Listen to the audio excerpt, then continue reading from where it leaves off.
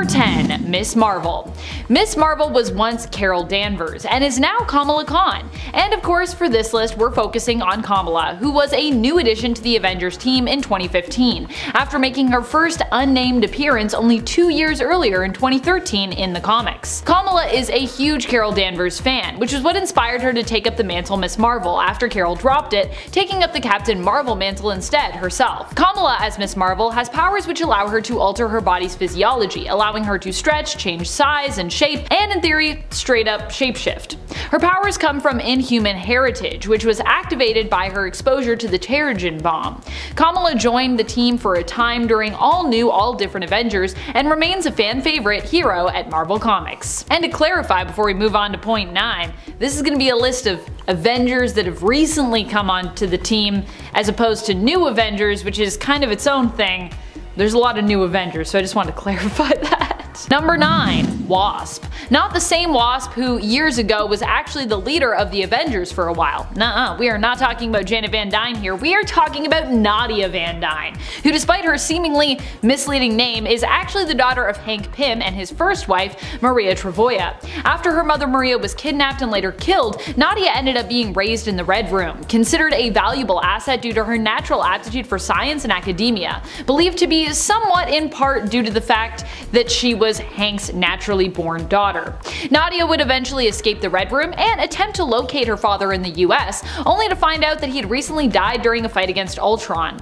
Nadia felt compelled to meet her stepmother, Janet, desiring to become the new WASP. The two ended up getting along well, and Janet even gave Nadia her blessing to take her last name, seeing her as family.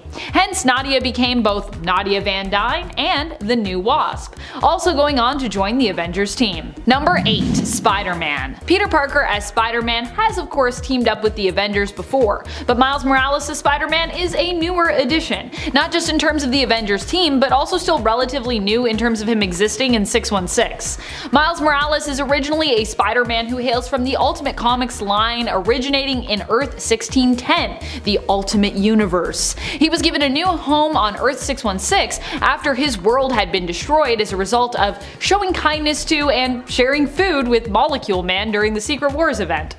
True story. Thank goodness for pocket cheeseburgers. Miles has a power set very similar to Peter's in many ways, but also has a few unique abilities of his own. He can shock his opponents with venom blasts and can sneak up on them with his spider camouflage, which he can use to appear invisible. And friends, before we move on to this next spot, if you are loving this list and you want to learn about even more newest additions to the Avengers we've seen in recent years, be sure to give this video a thumbs up. Number 7. Valkyrie. Valkyrie is Jane Foster, who was originally known as Thor when she joined the Avengers team the first time around. Jane ended up becoming the new Thor after Thor Odinson, the original Thor, was deemed unworthy. As the new Mighty Thor, editorially referred to at times as Lady Thor, Jane joined the Avengers team in the all-new, all-different Avengers series in 2015. Currently in the comics, Jane is no longer the Mighty Thor, but was welcomed into Asgardia by Odin, who gave her a new title and power set, making her a new Valkyrie. To clarify, I'm saying Asgardia because she was kind of like welcome to the whole world of Asgard, but she didn't go live on Asgard or anything specific like that. Currently, Valkyrie is the mantle that she uses. Being imbued with the spirit of Valkyrie Brunhilde gives Jane the strength and power set of an Asgardian warrior. In addition, there are specific powers that are also granted to Valkyries like herself. She can teleport, has death perception, and can see ghosts, in addition to being a super strong and capable fighter. Number 6. STARBRAND. I kinda miss when Brandy was just like a little STARBRAND baby. But of course, this is comics and heroes can't stay babies forever. In fact, they can't even stay a baby for more than a year apparently. Especially if they're joining the Avengers, which I kinda get. Technically, the young STARBRAND, Baby Selby, later given the first name Brandy, was in the care of the Avengers. Not really specifically on the team, kinda sorta like their ward. But despite being one of the youngest heroes to ever be affiliated with that team, this little STARBRAND also would often help the team out on missions, being so insanely powerful. STARBRAND possesses the STARBRAND, which grants her a great amount of basically cosmic power. She is capable of interstellar flight and flight in general, energy manipulation and projection, creating energy blasts, and technically should also be super durable and have some level of healing factor. The STARBRAND's power is believed to be potentially infinite when it comes to their power levels, making STARBRAND one of the most powerful members on the team, in baby form, child form, or young adult form as she currently is as of the end of issue 52 of the current 2018 Avengers series. Number 5. Ghost Rider. While STARBRAND might have the greatest potential for power, and we aren't sure entirely what she's capable of just yet, RAMIREZ is a bit more experienced when it comes to his powers, and even when he was less experienced, he actually accidentally killed one of the previous STARBRANDs, Kevin Connor, in Marvel Legacy. So for those reasons, I thought we should give him a bit of a boost when it comes to his ranking on this list. RAMIREZ first appeared in the comic scene in 2014 in All New Ghost Rider issue number 1. He is an all-new Ghost Rider, just like the series claims. During a street race gone wrong, Robbie was killed and ended up possessed by the ghost who haunted the car that he was driving, becoming the new Ghost Rider.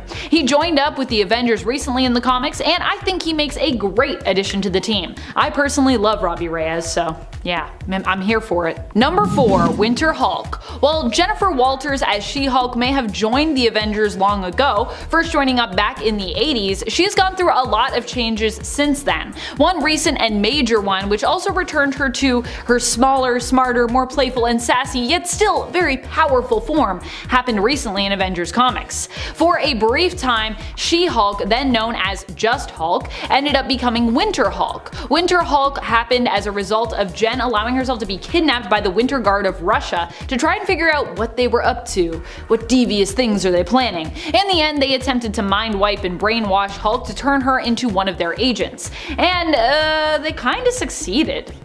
Although the process was interrupted, for a brief time Jen acted as their agent, Winter Hulk. However, as Winter Hulk, Jen still managed to fight against her programming, and alert her fellow Avengers when sent to attack Namor and Atlantis. In the end, Winter Hulk was forced to absorb a ton of radiation to protect the citizens of Atlantis. She managed to discharge the gamma radiation she had absorbed safely, and as a result was returned to her original form, ultimately deciding to retire from the Avengers team after these events and return to practicing law.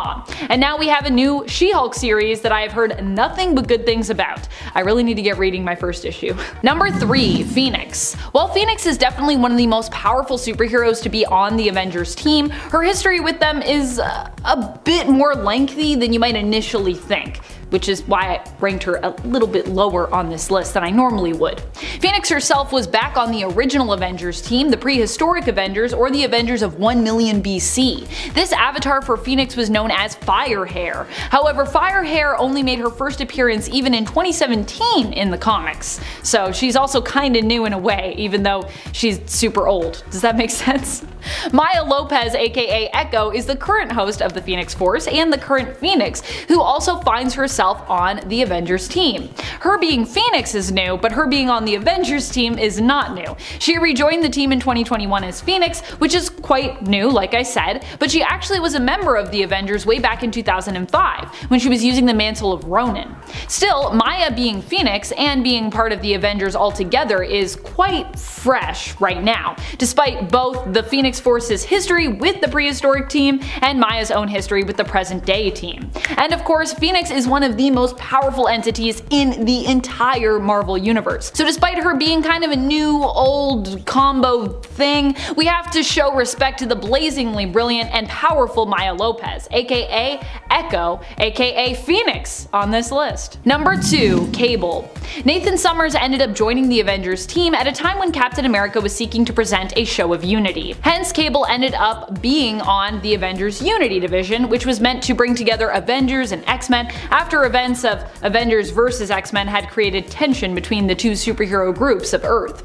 Series-wise, the team was known as the Uncanny Avengers, with Cable joining up as early as issue number 4. Cable is an extremely powerful telepath and telekinetic due to him being the offspring of X-Men member Cyclops and his wife at the time, Mr. Sinister created clone of Jean Grey, Madeline Pryor. Despite Maddie being his birth mother, Jean has also been like a mother to Nate after she was implanted with the memories of basically raising him, making her kind of like his telepathically retcon mom, with Maddie becoming more like a surrogate mother in terms of her relationship with Nate, formerly known to her as Baby Christopher.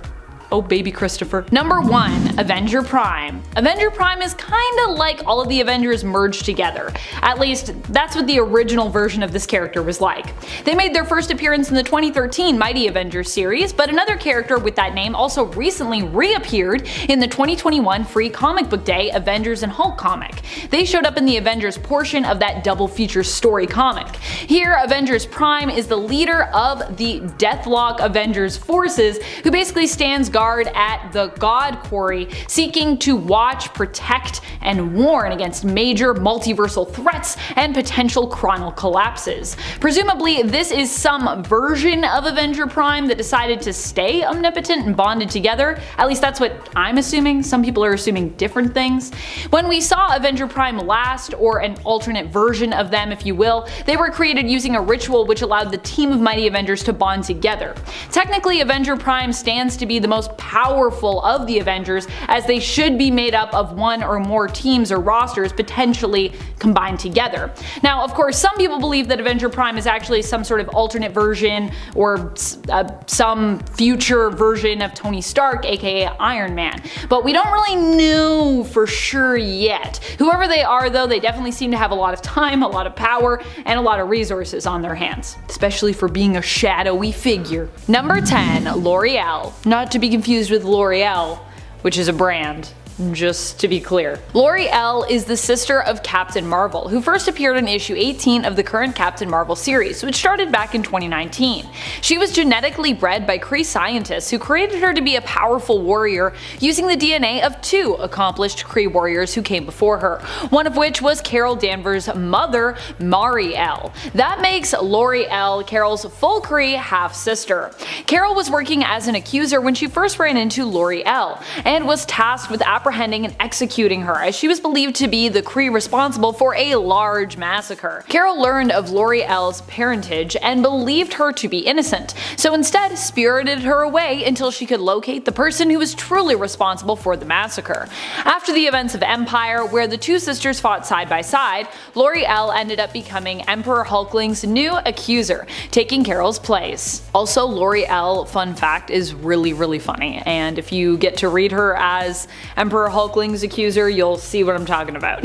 Number 9. KATY CHEN from the MCU. KATY, or Ruin Chen, is probably one of my favorite new characters in the MCU, if not just my full-on favorite now, I think. KATY is the best friend of Sean and grew up with him, but later learns that her friend Sean has a complicated past that he's been running from for basically years. And in fact, Sean's given name was never actually Sean, but instead Shang-Chi. KATY might not have superpowers, but she comes with a can-do attitude no matter the odds. We also learned that despite the fact that KATY works as a valet alongside Sean, that she actually graduated from Berkeley, but isn't really doing much with her college degree. KATY loves driving fast and karaoke, a woman after my own heart. Number 8. Werewolf by Night. The new Werewolf by Night is known as Jake Gomez. He made his first appearance in the newest Werewolf by Night series in issue number 1. Jake discovers as a teenager that he can transform into a wolf during the night, no full moon necessary. Jake ends up wrestling with his werewolf form, attempting to use it to do some good for his people while struggling to be in full control of himself while transformed.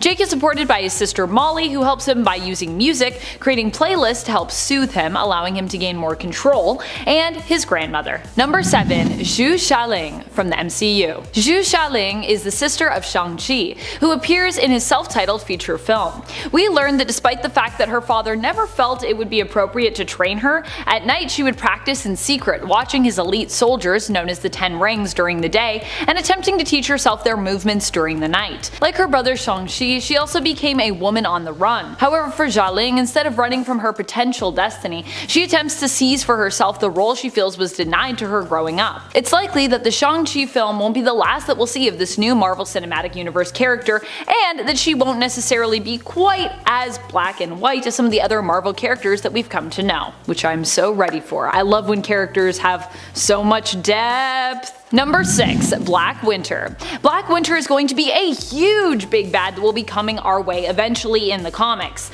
Likely much later on, like we're talking a few years away.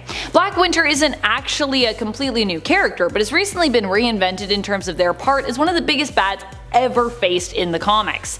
Black Winter actually first appeared under the name The Creeping Plague back in the 60s in Thor issue 169.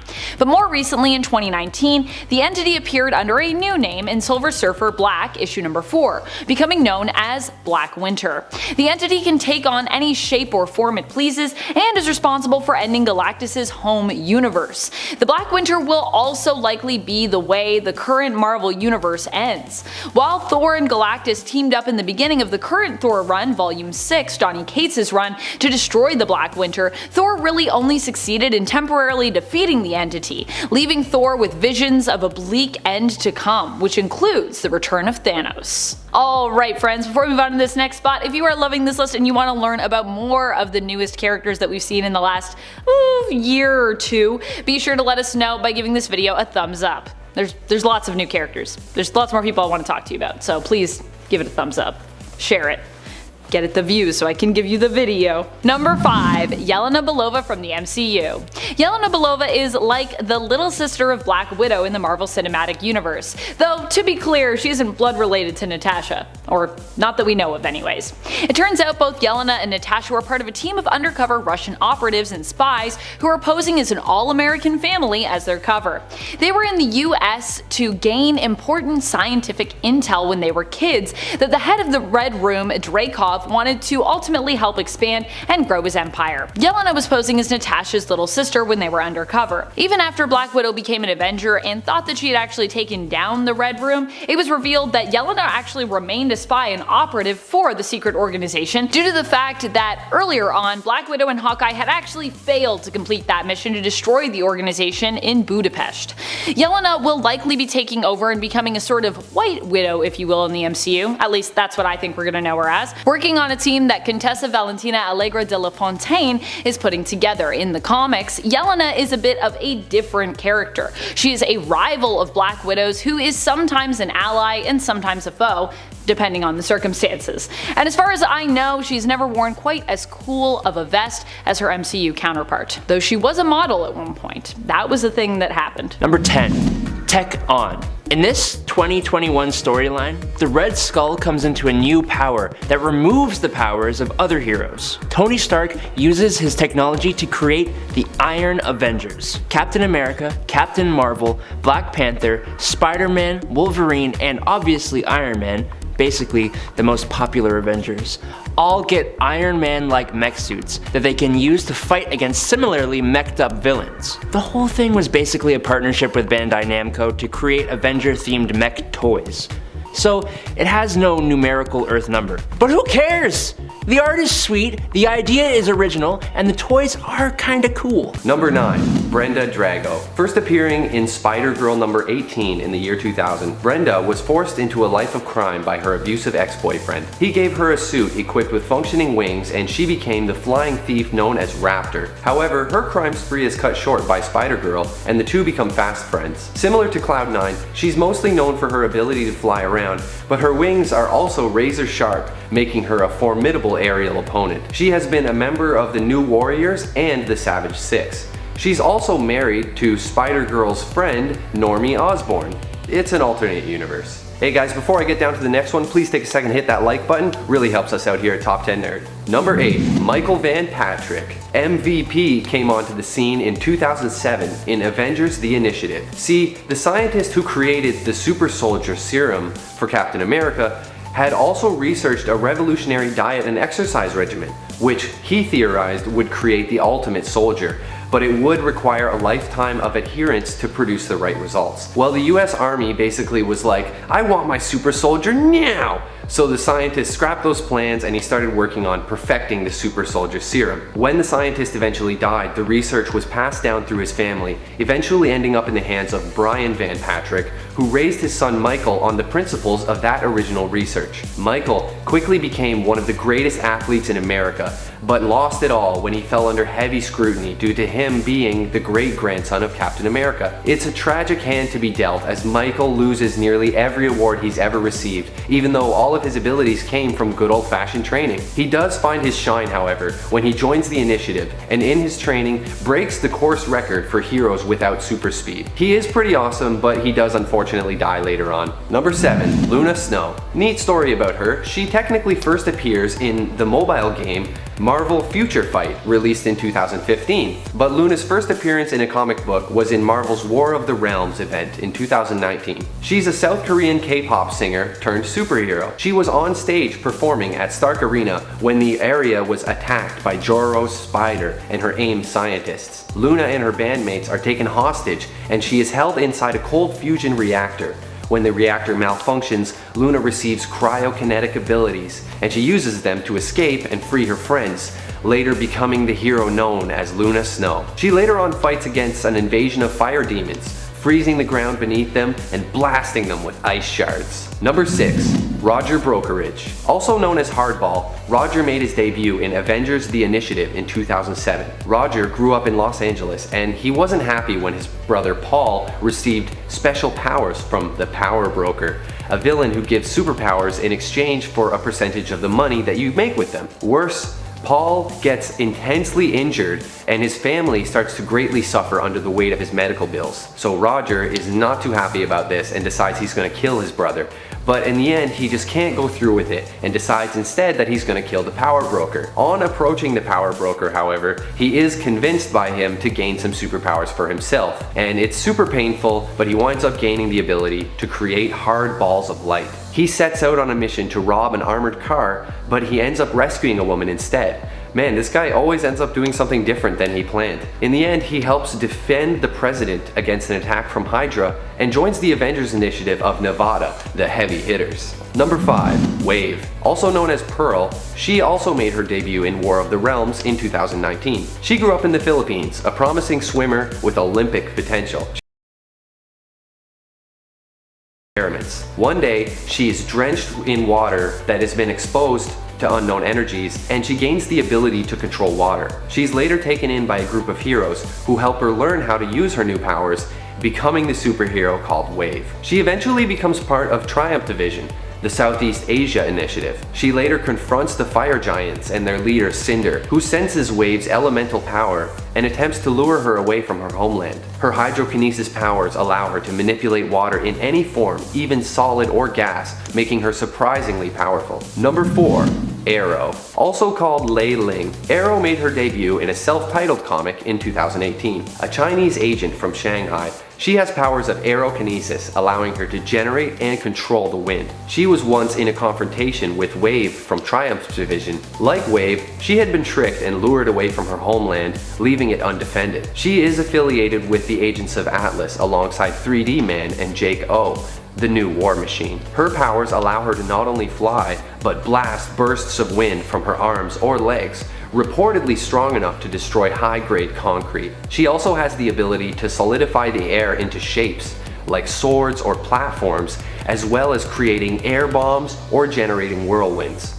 She has had her powers since she was a child, and founded her own architecture firm called Sacred Tree Design. Number 3.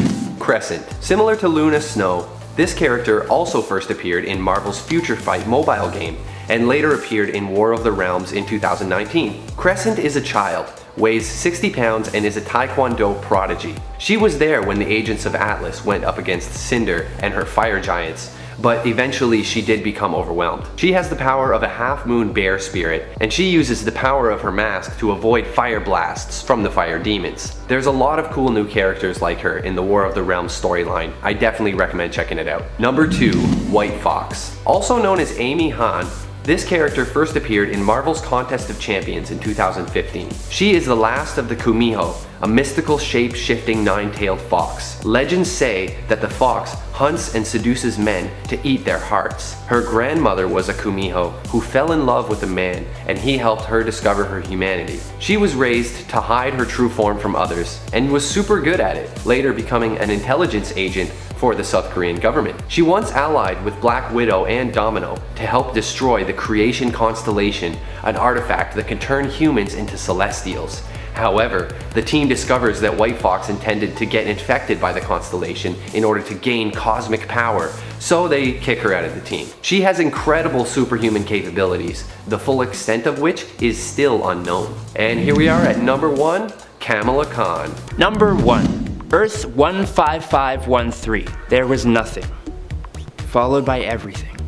Swirling, burning specks of creation that circled life-giving suns. God, Doom, created the light. Then there was Earth. The firmament cooled and he raised up a land, this holy land, the world, and upon it he set his kingdoms. Earth 15513, also known formerly as Battle World, and more recently as Battle Realm, is where God Emperor Doom created his new world using the power of the Beyonders after the destruction of the multiverse in the 2015 Secret Wars event. After the final battle between God Emperor Doom and Mr. Fantastic, Battleworld was destroyed and became the center of the new multiverse. The remaining reality became Battle Realm, where the Elders of the Universe, the Grand Master and the Collector, held the Contest of Champions. Number 10, Cloud9. Also known as Abigail Boylan, this character made her big debut in Avengers: The Initiative in 2007. Abigail was a shy girl from Illinois who came into contact with an alien gas cloud that allowed her to control it. She had no interest in being a hero though, she just wanted to fly around. Destiny soon catches up with her though, and War Machine picks her up and recruits her into the Initiative, a post-Civil War agreement that each of the 50 states have its own superhero squad. She participates in an emergency mission to protect the president from an assassination attempt by Hydra. Fun fact, the president is George Bush in this issue. Cloud9's power is called gaseous aerokinesis, meaning she can generate and manipulate gas, creating multiple clouds for a concealing mist effect or using the gas to suffocate others. I also have this ability. Pretty cool stuff, but the gas is mostly used for flight, allowing her to reach speeds up to 600 miles per hour. Number 9. Earth 1048. The reality of Earth 1048 is actually the reality seen in the Marvel Spider-Man game that came out on PlayStation, plus its associated comics and novels. Seeing as this game is highly beloved by many Spider-Man fans, including myself, I thought it deserved a mention. The universe first appeared in the Marvel Spider-Man Hostile Takeover novel on August 21st, 2018, which served as a prequel for the events of the game. In case it wasn't clear, this is also the universe featured in Marvel's Spider-Man Miles Morales, and will be the same world in the next entry to the series, Marvel Spider-Man 2. All the games so far have had fantastic open world versions of Manhattan, some of the best web swinging in a video game so far, tons of alternate reality and original spider suits, and are all really fun. Number 4, Genesis. Genesis is a pretty important character who apparently has always existed, but who we never really knew about. Ooh, mysteries. She made her first full appearance in the 2019 run of X-Men back in issue 12. We would learn that she is the wife of Apocalypse, who was long ago lost to her husband, who ended up leaving another mutant island nation known as Araco, the other half, it turns out, of Krakoa.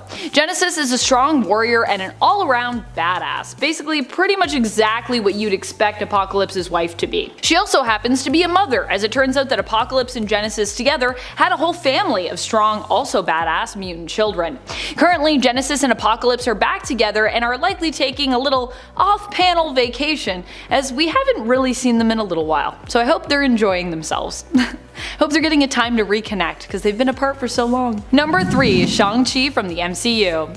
Shang-Chi first appeared in the comics back in the 70s, but it took him 13 years to make his way into the MCU from when it started way back in 2008.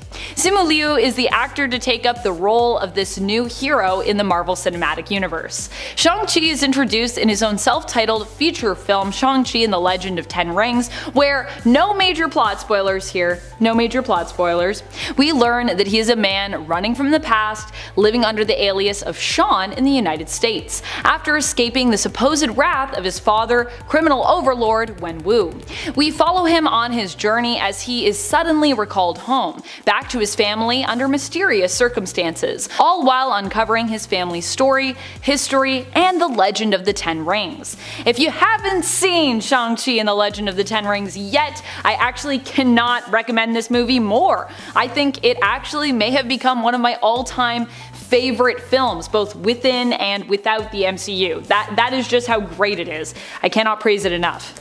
If you haven't seen it yet, like pause this video, go watch it, and then come back. That's how good it is. You gotta go right now. Number 2, Venom. That's right, there is a new Venom in town. This one is the son of Eddie Brock and his ex-wife Anne Wang. His name is Dylan Brock. Dylan's existence at first was a shock to Eddie, and it also seemed as though Venom was involved in his genetic creation as well, being that Venom was bonded to Eddie at the time of Dylan's conception. Dylan and Eddie both, however, managed to survive past the crazy summer event that was absolute carnage, where he resurrected Cletus Cassidy as a Grendel symbiote version of Carnage, threatened to awaken the god of symbiotes, Null, who would threaten the entire Earth. While Eddie did manage to save his son Dylan, he could not avoid waking Null, who then arrived on Earth during another summer event, Marvel's King in Black event. With Null defeated, Eddie took his place as the god and ruler of symbiotes, and the Venom symbiote was tasked with keeping an eye on Dylan. Dylan has since bonded with the Venom symbiote, and together the two are now the new Venom. So you can enjoy that. Kids grow up so fast in comics. They don't get to be kids for very long, do they? Number 1, Kang the Conqueror from the MCU. Kang is a character that I really never would have expected to see in the Marvel Cinematic Universe, but it's happened, and I gotta say, I'm like weirdly hyped about it. Kang made his first appearance in the season 1 finale of Marvel's streaming series Loki, where he was played by Jonathan Majors. We already knew to expect Jonathan Majors as the character, but didn't anticipate him to show up so early in that role, instead expecting him to arrive in the MCU in Ant-Man and the Wasp's film Quantumania, where he was believed to be the major villain. It turns out, however, that there isn't just one Kang, but infinite Kangs across the multiverse. One of these Kangs was the one behind the Time Variance Authority, or the TVA, it turns out, but now that it has been toppled, this has allowed multiple realities with other, possibly even more sinister, powerful, and ruthless Kangs to spring up. So get ready for some Kang mania, it sounds like. Also, we need a Kang movie, because I want Quantumania and I want like Kang Mania to also be a movie now. Number 10, Louise. Louise is not a major character in terms of being a huge mutant or key villain to mutants in the current series, but she is someone who will likely end up becoming a close friend and ally of Wolverine's. She first appeared in issue number 1 of the newest Wolverine series that started in 2020. I actually remember reading that first issue when I was in New York City, right before the world went crazy. Oh my, what a time. Memories. Louise is a member of the Night Guard, and while she dropped off after issue 1, as we keep coming back to Dracula and the Vampire Nation's going-ons in the Wolverine series, she too has resurfaced. Louise was given a suit by Forge to help slow her transformation into a vampire after she and her Night Guard were attacked and either killed or turned. She once more teamed up with Logan as they went head-to-head with Dracula and his loyal subjects, and likely she'll be back again as this slow burning story continues to be developed. In fact, I think this is going to be like the big story before the end of this current Wolverine series, whenever we get there. Number 9, CYCLOPS-LASS. So CYCLOPS-LASS might not be one of the most important characters on this list, but I still think she is a character you should get to know because, well, she's just a cool character. I really like CYCLOPS-LASS. CYCLOPS-LASS is Beatrice Buddy Bartholomew and is the leader of the Children of the Atom. By the way, it took me a minute to realize when I first heard of this fan-composed mutant-inspired teen hero team's name that their group name was another phrase used for mutants and even the X-Men back in the day. It's pretty cool when you realize that. Neat stuff. CYCLOPS-LASS appears to have powers similar to the X-Men member and often leader, Cyclops, but in reality we learned that it was actually alien tech which gave her team their powers, allowing them to appear like mutants and like some of their favorite X-Men members. Still, Buddy is a cool character, and while Children of the Atom has ended, I do hope we get to see more of its team members. Buddy made her first cameo appearance in Marvel's Voices issue number 1 and her full appearance in Children of the Atom issue number 1. And friends, before we move on to this next spot, if you are loving this list, if you want more mutant lists, please let us know by hitting that like button. It really does help us out at the channel, and it lets us know that you want more X lists, which honestly I like giving you all the X-Men things, so yes, let's do it. Number 8, COSMAR. COSMAR is one of the new mutants, if that makes sense. She first appeared in issue number 9 of the newest series from 2020. Currently there are 2 different groups of new mutants in that series, the one based on the mutant island nation of Krakoa, who are truly feeling those outcast vibes right now, and currently are like the Shadow King's lost mutant kids, and the other traditional New Mutant team who is more focused on space adventures and other international exploits. When Cosmar's powers first manifested, it resulted in the death of her parents. Her powers cause her to suck people into her nightmares, as she creates a reality warping sphere surrounding her.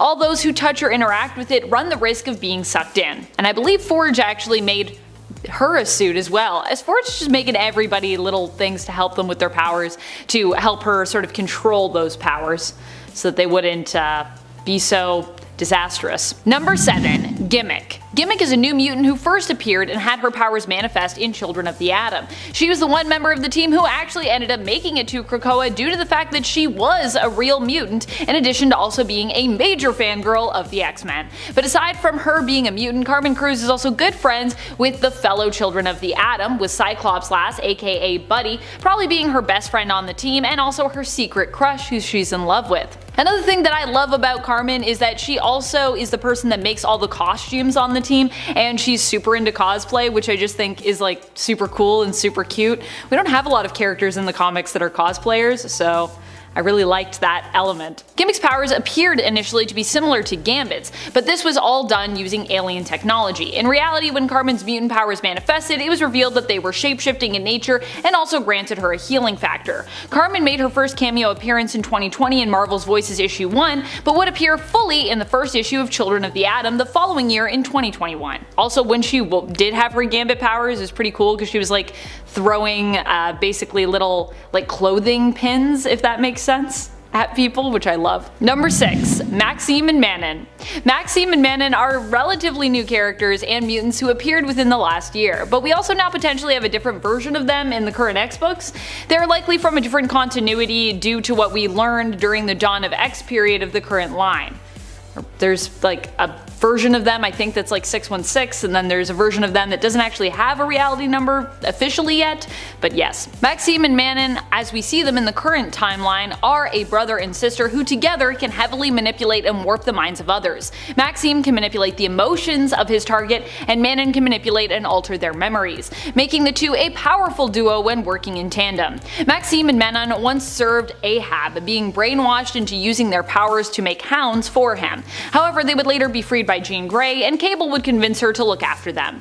Maxime and Manon are currently relevant because in the New Mutant series, they use their powers to make two humans attack one another and fight to the death, which is against Krakoan law. Woo! However, nothing seems to have come from them taking this extreme action just yet, but I wouldn't be surprised if it comes around at some point. Number 5. Bay the Blood Moon. Bay the Blood Moon is an awesome new character who made her first appearance in the Ten of Swords event back in the second main book from the event, Ten of Swords Stasis.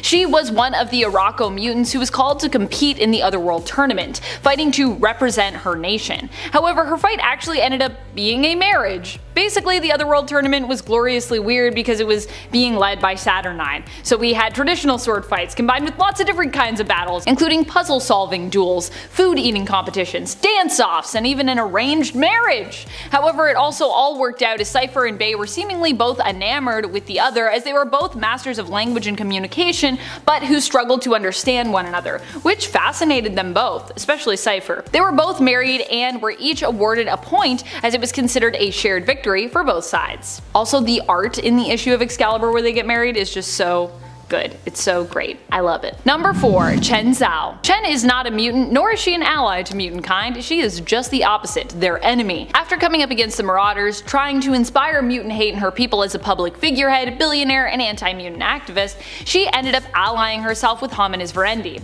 Still hell-bent on destroying mutant kind's reputation as heroes, and now especially focused on doing harm to the band of mutant heroes that we know as the Marauders. Chen Zhao made her first appearance back in 2019 in Marauders issue 1, which once again, if you haven't read any of this comic, why not go back and start with that first issue in Chen's first appearance. Currently, Chen is Hominis Verendi's White Bishop, and she's definitely a villain that I think is going to be more prominent and keep getting like more badass, which I love. Number 3. Dolores Ramirez. Dolores Ramirez is another non-mutant, but someone who is a very important character within and around the X-Men universe currently. She is the head of the X-Desk, and no, I don't mean that she worked with Jonathan Hickman to bring our current line of X-books to life. Within Earth 616, she is the one who presides presides over the United States government X desk, which monitors, keeps tabs on, and ultimately kind of spies on the mutant nation of Krakoa and its major players and political stratagems. The X desk is a department within the CIA. Delores once offered to help fellow CIA agent Jeff Bannister, ally of Wolverine,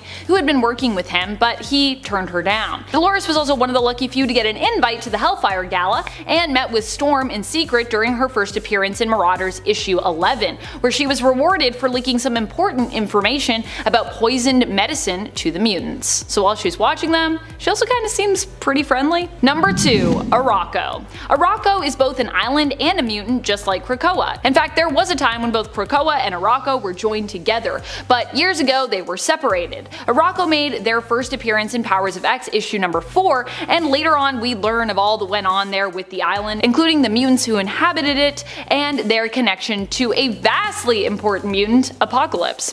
Following the Ten of Swords event, Arakko attempted to reunite with Krakoa, but both islands decided they were no longer really interested in one another, and the time had basically changed them. They reluctantly rejoined until a more suitable option was found for Arakko and the mutants of Krakoa. In planet-size X-Men, some of the mutants banded together under the direction of Magneto to terraform Mars and move Arakko and its inhabitants, the mutants of Arakko, to the now alive planet. That's what happens when you terraform a planet, you bring it to life again. I actually didn't know that Mars was considered a dead planet until I read Planet-Size X-Men, and I was like, wow, I feel like I'm also learning some science facts, which is great. Number 1. Genesis. One of the most badass of all the new characters we've gotten recently in the world of X-Men. Genesis is the long-lost wife of Apocalypse, who also was one of the main leaders of Arakko. She ended up fighting against Annihilation and becoming its new host in order to save her people, uniting both the Amenthi and the mutants of Arakko. Donning the mask, she became a leader of the Amenthi demon army, but also lost a part of herself in the process, as the Annihilation mask possessed and corrupted her. However, during the Ten of Swords tournament, she fought against her husband, Apocalypse, who managed to free her from the Golden Helm of Annihilation, taking it for himself. But Apocalypse's will proved strong enough to resist its influence, and the mask was then transformed by Saturnine into a much less influential and corrupting staff, which was then gifted to Genesis. Genesis made her first full appearance in the 2019 X-Men series in issue number 12, but we wouldn't learn that she was Annihilation until much later. Who do you think are some of the most important and coolest characters to have recently appeared in the X-books? Number 8. Earth 8. First appearing in Spider-Man Volume 2 number 14 in 2017, Earth 8 is a pretty great place. Essentially, it's a possible future of the reality of Earth 65. A utopia where Miles Morales and Gwen Stacy got married and were part of a team called the Amazing Eight, whose members included Spider-Boy and Spider-Girl, Miles and Gwen's kids, Spider-Ham, Penny Parker and her Spider-Mech, Jerry Drew Spider-Man, and an unnamed Spider-Woman that resembled Kraven the Hunter. The Spider-Gwen of Earth 65 came to Earth 8 to ask for the Amazing Eight's help to fight Silk in her reality. Unfortunately, Miles and Gwen were on their second honeymoon, so she only got the Amazing 6 out of 8, but that was enough it seems. Number 7. Earth 2319. Appearing in the New Avengers Volume 3 number 14 in 2014, Earth 2319 is one of the Earths that dealt with the incursions. This Earth had gone through a fourth age of apocalypse, which resulted in the collapse of the Phoenix Eggs, which in turn led to Magneto forming the floating twin cities of Tien, where mutants would be safe. The floating cities ended up being the point of an incursion witnessed by the 616 Mr. Fantastic. An Illuminati team was formed on the Earth that consisted of Mr. Fantastic, Doctor Doom, Black Panther, Yellow Jacket, both Captain Britons, Betsy Braddock and Brian Braddock, Iron Man, and Emma Frost. It was basically used as an example of what the Sidera Maris, which are an army of robots created by the mapmakers, could do after they invaded from the incursing Earth, resulting in the eventual destruction of Earth 2319. Number 6. Darkhold Universes. Earth 21129, Earth 42222, Earth 52433, Earth 64211, and Earth 37640. Now, this one point is actually going to cover multiple different alternate Earths in one, because they are all part of the same event. The Darkhold is basically a codex written on flesh by the elder god Chthon of all his evil works and spells. There is a stone transcription and a series of scrolls that act as the same thing. But when the true Darkhold was found by Victorious and Dr. Doom, it opened a pathway between the other world and our world. and a woke Chthon, in preparation for the coming conflict and to temper them with madness, which is just the dumbest idea I've ever heard of. Victorious and Scarlet Witch had Iron Man, Blade, Wasp, Black Bolt, and Spider-Man all read from the book. The problem was they read too far, were corrupted, and saw horror story versions of their lives, resulting in 5 alternate realities and 5 2021 stories you need to read. Number 5. Earth TRN 891, Dark Ages. In the alternate Earth TRN 891, after a battle with an ancient, powerful, galaxy-attacking robot that was trapped inside the Earth billions of years ago called the Unmaker, Doctor Strange opened a portal to create an EMP that would defeat the Unmaker. This worked, but Strange died before he could close the portal. This resulted in a huge EMP that shut off all electricity on Earth. This led to various wars in the post-apocalypse, killing billions of people. Eventually, things calmed down and people lived in various different communities, surviving against attacks from vampires and werewolves. In Europe, however, the mutant apocalypse had taken over, and using brainwashed geniuses from around the world, began attempting to reawaken the Unmaker for his own villainous deeds. Number 4. Bloodline. In the J.J. and Henry Abrams written storyline from 2019, Mary Jane Watson is killed by a villain known as Cadaverous, after Spider-Man is swarmed and beaten pretty badly by his minions. 12 years later, the story has a one-armed version of Peter Parker, who is now the honestly pretty bad single father of Ben Parker, Peter and Mary Jane's son. After Cadaverous returns out of hiding and kidnaps Peter to use his blood for his evil plans, it is up to the new Spider-Man, Ben Parker, with the help of his friend Faye Ito, and old Tony Stark and Riri Williams to fight Cadaverous and his minions, which includes a cyber-zombified team of Avengers. Look guys, in this reality, YouTube has this algorithm thing, right? And when you like and subscribe to us, it signals to the YouTube overlords that we are worthy of being seen by all you lovely people and new people, helping us grow and continue to pump out videos like this one. So I just want to say thanks for doing that for us. We appreciate every like and subscribe you drop. Okay, on to the top 3. Number 3. Earth TRN 852, Heroes Reborn. When Phil Coulson sold his soul to Mephisto in the 2021 event Heroes Reborn, he was given an object called the Pandemonium Cube, which he used to warp reality, creating the alternate world of TRN 852. Here, the Avengers were never assembled, instead replaced by the Squadron Supreme of America, which consisted of the heroes Hyperion, Nighthawk, Power Princess, Blur, Dr. Spectrum, and Skymax. Tony Stark never created the Iron Man armor, Carol Danvers never became a hero, Captain America remained a capsicle, and the Hulk was banished to the negative zone. After the Earth 616 version of Blade ended up on this Earth, he began assembling the Avengers again, starting with Captain Popsicle. Number 2. Earth 001, Home of the Inheritors. First appearing in Superior Spider-Man number 33 in September 2014, Earth 001, or Loom World, is home to the Inheritors, who are a clan of very strong beings who hunt and feed upon the life force of animal totems, specifically spider totems, meaning all the Spider-Man and women of the Marvel multiverse. Loom World is also the home to the Master Weaver and the Web of Life and Destiny, which is basically a model of the entire universe and allows for travel to different realities. The Web of Life and Destiny and the Master Weaver were captured by the Inheritor family, who used it to hunt various Spider-Man. The event this takes place in is an awesome one, and if you get the chance, I highly suggest that you give it a read. And here we are at number 1. Kamala Khan. She is most notably known as the protagonist in Marvel's new Avengers game, but Kamala Khan originally burst on the scene in 2013 in Captain Marvel Volume 7. Kamala is a Muslim Pakistani American teenager from New Jersey, and she takes up the mantle of Miss Marvel after Carol Danvers. As a child, she made friends with a boy named Bruno, and the two bonded over their shared love of the TV series Tween Mutant Samurai Turtles. One night, she goes to a waterfront party against her parents' wishes, gets made fun of by some mean kids named Zoe and Josh, and she goes home sad. Kamala was traveling home from this party at the same time that the Terrigen mists blanketed Jersey City, and the mist put her into a coma where she had a vision of Captain Marvel. She awakens from the mist and is shocked to discover she's been transformed into a polymorph, able to change her body into virtually anything. Anything? Struggling to gain control of her powers, she runs around the neighborhood, eventually winding up back at the waterfront. She's just running around freaking out about having superpowers. She gets back to the waterfront and finds Zoe has fallen into the river.